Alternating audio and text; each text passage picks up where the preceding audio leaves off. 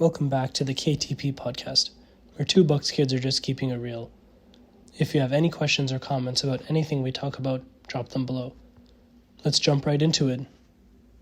So what is Sauder? We've mentioned a couple times. Hopefully you know by now what it is. Sauder School of Business at the University of British Columbia in Vancouver, Canada. First thing we'd like to dive in is business school for you? To start it off, in my experience, business school takes a certain kind of personality to even consider, to apply to get into. Everyone makes fun of business majors for maybe the lack of work that we do, or, finance bros, snakes. You hear a lot of these things being thrown around. But we're here to kind of break the barriers on that and uncover what it's really like. Yeah, definitely. I feel like to be in Sauder or any business school in general, you kind of need to have that really I don't know if outspoken is the right word, but I feel like you need to be extroverted on some level, because a lot of things that I feel that we've focused on throughout our journey in Sauder is about putting yourself out there.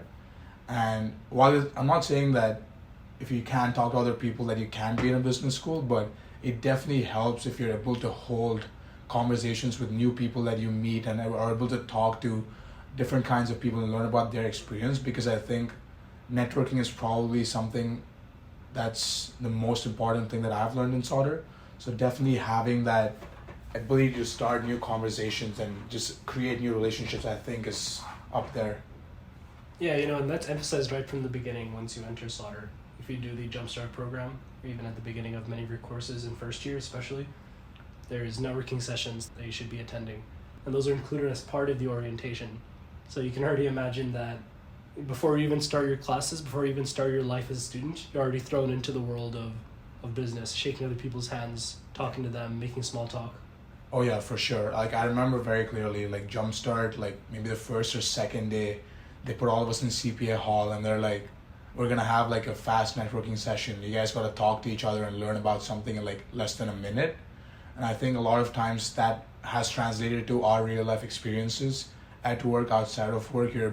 You should be able to kind of generate interest by talking to other people and kind of market yourself in a way, if I can say that. But I'd say being in business school definitely requires certain kind of expectation and certain kind of notion that you're able to hold your conversations and build relationships with other people.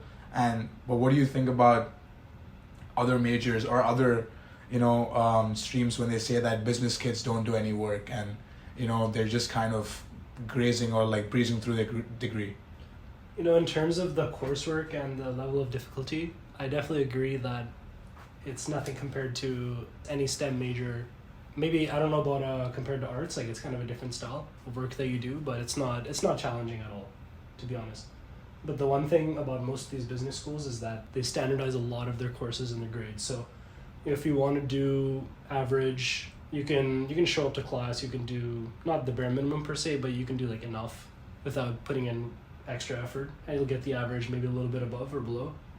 But if you want to go that extra mile, you want to get that 80% or higher. 80 doesn't even seem that high, maybe.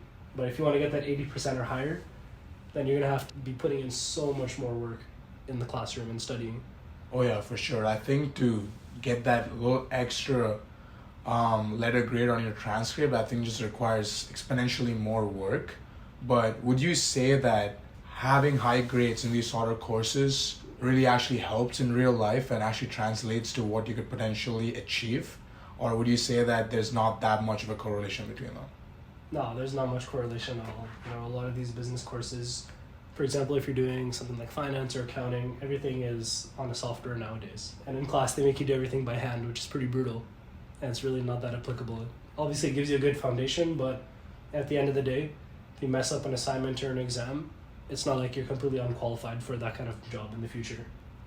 And again, it goes back to networking. It's really about who you meet and who you know, and how much you take advantage of your opportunity being in a business school with like-minded people, because you're going to meet people who want to go into finance, get those top investment banking jobs. And if that's what you want to do, then you don't really need to focus that much on grades. Instead, you need to focus on networking opportunities and meeting the right people, getting into the right doors. Okay, maybe taking a little segue from this topic, we know that we pay more fees, right? As Sauder students, our tuition is probably 30% more expensive compared to like arts or some of the other majors. And we also know that the specialization that we do does not show up on our final diploma or degree. So what do you have to say about these two aspects of Sauder? Yeah, in terms of the courses being more expensive, no one's ever really happy about that being a student, but at the end of the day, if you go to most of these other buildings on campus, like they're not as nice as Sauder School of Business. I would say it's worth it. Maybe not in terms of academic and career resources, but in terms of the whole environment and the aura and the whole campus, brand the whole brand itself. Yeah. 30% at the end of the day, it's not huge. Maybe as an international, it might be a different story. But talking from a domestic perspective, it's still a lot cheaper than most business schools in Canada. For example, Rotman, I think they charge maybe like 20,000 tuition a year. Yeah. UBC, Sauder's about half, maybe a little less. Let's say about like 9 to 10,000. Mm-hmm. So yeah, you're paying double. And then at Ivy, at Western, you're paying over 30,000 as well. So those are pretty ridiculous numbers if you ask me. Because at the end of the day, the education's all the same. Oh yeah, 100%. And like you already touched upon it, for international students, it's obviously a bigger deal compared to like domestic students. But I think at the same time, like having that bigger brand of Sauder being kind of the representation of UBC as a whole. When someone thinks of UBC, it's about UBC Sauder School of Business being one of the best like business schools in Canada, right? So I think in that sense, it's kind of acceptable. I feel like having that higher fees. Obviously, we do have probably the nicest building for a faculty on campus as well. But what I don't like at all is like our specialization not showing up on the diploma, because like at the end of the day, if you're doing a program like Bucks compared to a major like, I don't know, Oplog, it makes a lot of difference in the work that you've put in and the work that the other person expects from you. So I feel like in that way, giving everyone a standardized BCom degree without explicitly stating their major isn't the best move. What do you have to say about that? Yeah, I completely agree with that one. Again, being a Buck student, we put in so much work for the same degree as this regular Sauder student, which I'm really not happy about. But from what I heard, is that they're looking into actually putting the specialization on the degree within the next couple of years. So maybe not in our time, but in the next time, future Bucks kids, that won't be something you have to worry about, which would be really great. So let's move on to how Sauder is compared to other schools in Canada. For me, honestly, compared to Rotman or like IV, like I did get into these schools as well, but I think the reason I picked Sauder was kind of the atmosphere the whole campus is in. I think it really brings a sense of community, especially because we've both now worked in Toronto, you've worked in Calgary, in different places, and we've met university students from all these like different universities. And the only difference that I really noticed was that we have a sense of community at UBC because our campus as a whole is quite beautiful, I should say, and that kind of promotes us to kind of interact with each other more. So obviously, like our circle that we talk about business ideas and talk about fun, talk about doing different things is quite inclusive and quite diverse. And obviously, Sauder is the most international business school in Canada. So I think that also adds on to the value that it provides compared to like other schools such as Rotman.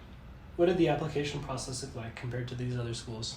I think for me, I definitely like Sauder the best because instead of just asking me to do a standardized essay, submitting my transcripts, they actually gave me an opportunity to submit a video as well, which I thought was quite interesting because I had never done that for any other school, not for Rotman, not for Waterloo as well. And they were really just focused on like, oh, write an essay about this and tell us why you should belong at this university. Apart from that, like Sauder, I think really gives you like that personal attention even as an applicant. And that's the reason I picked this school because one, the location is great. Number two, the community that it creates, the atmosphere that it puts you in, starting from Jumpstart that we previously spoke about is really, really cool. But overall, I think I wouldn't pick any other school to do business or like to study business in Canada apart from Sauder. I went through a similar process applying to other schools as well. But at the end of the day, I just weighed the pros and cons of all of them, especially in terms of tuition fees and location. Yeah. The UBC just stood out the most.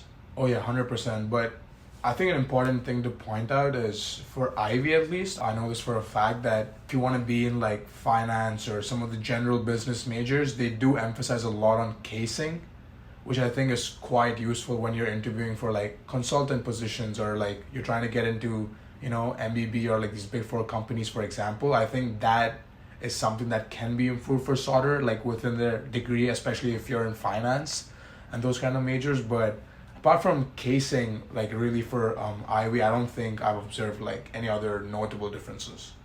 Yeah, comparing kind of like the resources that Sauder offers compared to these other schools, from my own experience and also from different friends and different colleagues that I've met that go to these other schools, is that they're, again, like you said, casing, it really helps with interviews, so they have a lot more focus on interviews, kind of building yourself as a really good applicant. Also, their alumni networks are significantly better because of their locations, because they're located on the East Coast, which is mostly where business or finance jobs are located. Yeah. And also their co-op boards as well have really good reputations.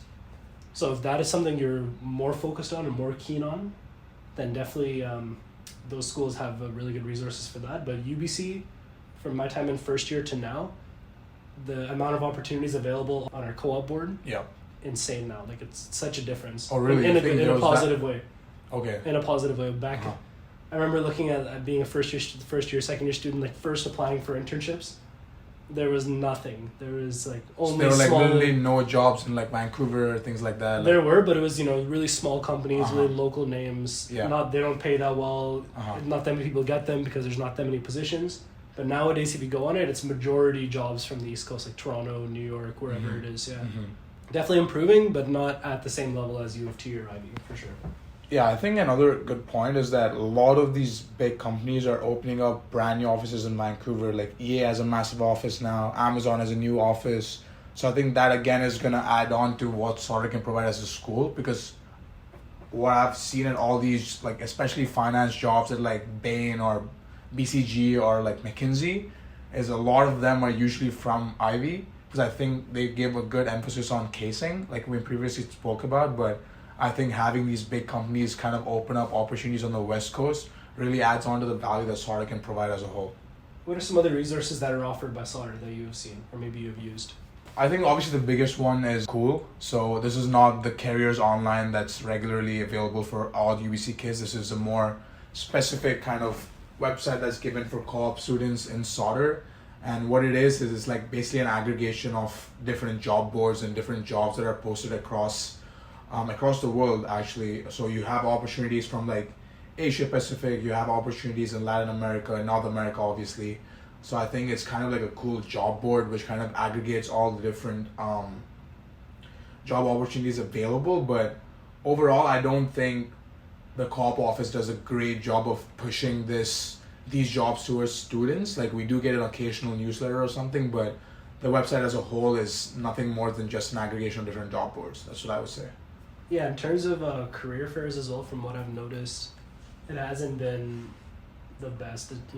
Maybe it was because of COVID. There were a lot of online ones, really kind of like poorly organized. Yeah. Or really standard, like a CPA recruiting fair, which is personally not that applicable. But I think again that it's growing again. Definitely bullish on Sauder. Oh yeah, 100%. Sauder co-op board for sure. Yeah. But what would you say about like the career peer advisors that we get from UGO? Would you find them to be helpful?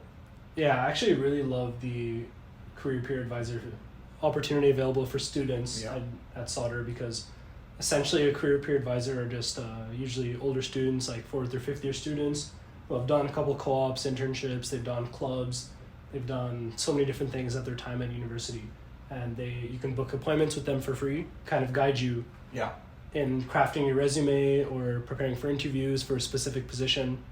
So that's a really great resource, because it kind of takes off the ease from meeting professionals all the time or coffee chatting all the time. Exactly. Kind of have I was a casual going to say conversation. that it's like confirmed coffee chat for you, pretty much. Yeah. Like, just available for you to just sign up and do it, because a lot of our friends also worked as career peer advisors, and they've done some great things at Sauder in terms of job prospects and those kind of things. And more often than not, they actually do end up hiring, even for those roles, because once you finish an internship, your manager is like, do you have anyone in your mind who's kind of looking for these kind of opportunities? And you being able to kind of talk to these people who've done a lot of internships, a lot of different clubs, really allows you to kind of put yourself out there directly. Because I remember one of my friends actually ended up getting a job at EY by talking to an advisor, one of their random chats, and how that worked out for him. So I think in that sense, it's definitely something that I find to be the most valuable thing that the UGO can offer for sure.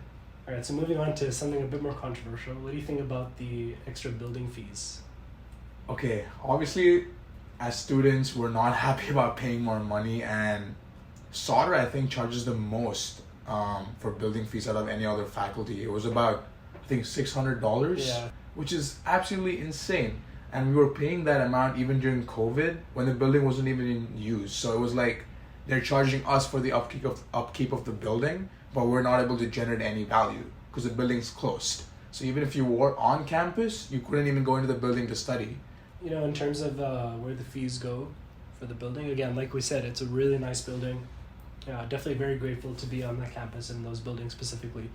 But is it really worth that much extra money? On top of the 30% fees that we already pay. Exactly. I don't really think so because, again, Yeah. maybe you go to the washrooms. If everyone knows the CPA hall washrooms on the first floor, Yeah. like the first couple stalls are always disgusting. Like do they even clean them? Yeah. It's so hard to find a water fountain. If you go in the CUS lounge, there's like stains and coffee like everywhere on the floor. Not very well maintained. Yeah, it's not really well maintained. But Yeah, in but terms on of the facility outside, itself, facility is still really nice. Maybe they could have more study rooms too.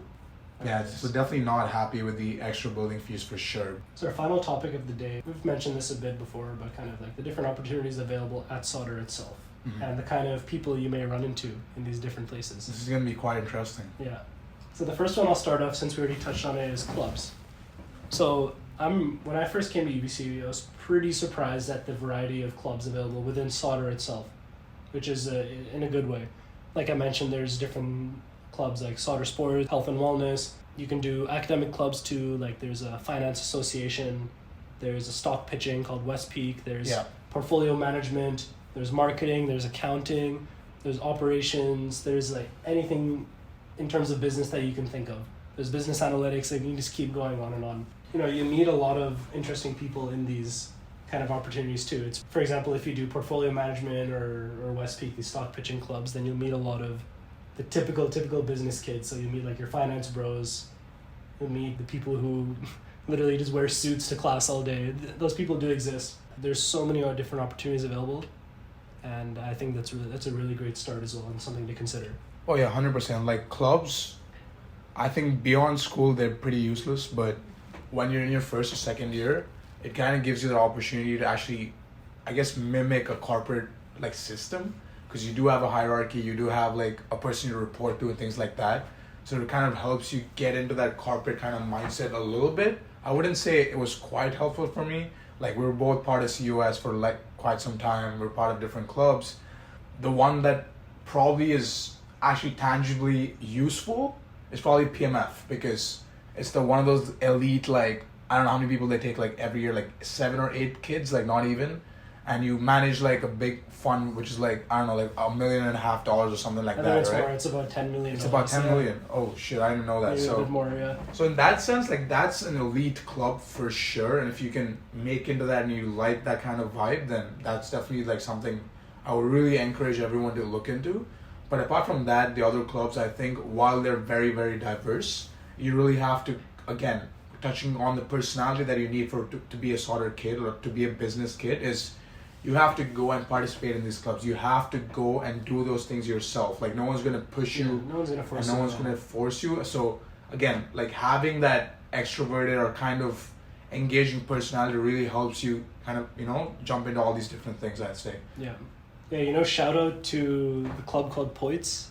Yeah. They organize drinking events. So they basically, in CPA Hall, they set up speakers. They give cheap drinks for students, for Sauder students, and pretty much they shut down the entire first floor of Sauder and turned into one big party. Yeah. And that was, being part of that club really changed my perspective on the kind of people that I've met within Sauder.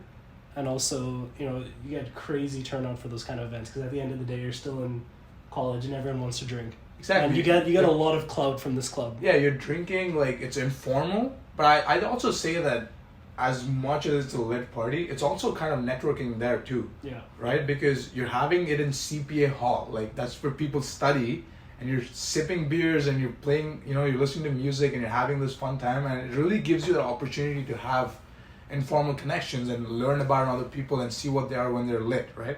Yeah. So I think points is definitely out there, like great point.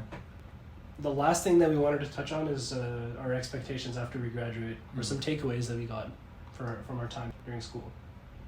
Let me ask you a question, right? We're in our last year of study. We've done quite a few internships now. What are you most excited for your like professional career? That's a really tough question, but I think I'm really excited to kind of just move on from this chapter of my life. So I love these past 4 or 5 years have been the best time of my life in college. And I really appreciate everyone that I've met, all these opportunities that I've done, whether they're good or bad. But I'm just really excited to transition into the adult life and take a lot of these skills and opportunities that I've learned from in school and apply them into adult life. Yeah. Because at the end of the day, when you're a student, you're extremely sheltered from the outside world. Especially if you go to a place like UBC where the campus is completely separate from the city, that you can choose to not touch the city whatsoever. Yeah. Getting more out there in the adult world, I guess you could say, is something I'm really excited for.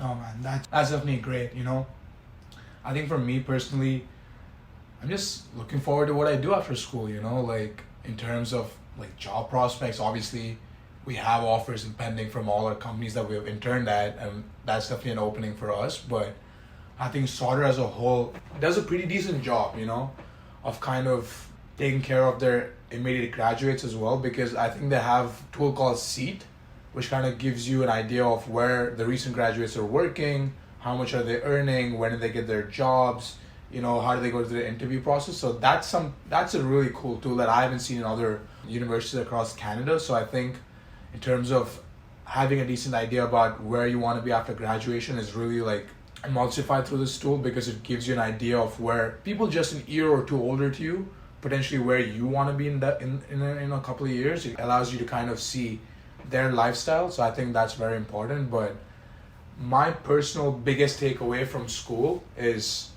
it's important to have your own brand. Like, as much as we talk about internships and clubs and doing well at school and all these things, it's important for you to build your own brand and have an idea of who you are as an individual, because that really helps you find the thing that you're most passionate about, right? Like for me, for one, like sure, I'm doing like bugs and I'm doing software dev or PM and these kind of things, but I know what my true brand is to do something in basketball, right? Like have something and explore something in those realms. So I think that's something that's really important to me. But something that you should really focus on throughout your university life is finding what you truly like and not just following the herd all the time. Just because other people are doing internships doesn't mean you have to do it. You could be working on your own side hustle and your own project, and that's very, very, very important. Having diverse things that you're part of, diverse income streams that you're part of, can really help you build your portfolio. Yeah, my biggest takeaway as well is that there's so many different resources and people available in your time at university, but it's up to you and what you do with it. So if whatever you put in is what you'll get out of it. 100%. So again, you can do nothing, or you can do the bare minimum. You can go to class, you can maybe join a club, you can get an internship. That's pretty standard nowadays. Yeah. Or you can go out of your comfort zone. You can say hi to someone new every week. You can talk to your professors after class. You can do all these different kind of activities, join these different clubs that maybe you thought you would never join before. And those will probably be the most valuable experiences of your life. Not that time where you couldn't finish that assignment or that club or that exam or anything like that. That was my biggest takeaway. 100%, man, 100%. Bottom line is, all things said and done, it's important to be true to yourself, be true to what you want to do, because at the end of the day, your personal brand and your personal image is going to be so much more valuable than a higher letter grade in one Comp 202 or something like that, So it's important to kind of have a wholesome perspective of who you want to be and what you truly enjoy in life. Yeah. I think UBC really encourages that. Yeah. So again, one more thing to consider if you're thinking about going to UBC versus somewhere else. Yeah. 100%. that's it. That wraps up our episode for today. Thank you so much for listening. If you have any comments or feedback, please leave it below. We'll try our best to get back to it. And that's it for today. Thank you for listening to our episode, and we'll catch you at the next one.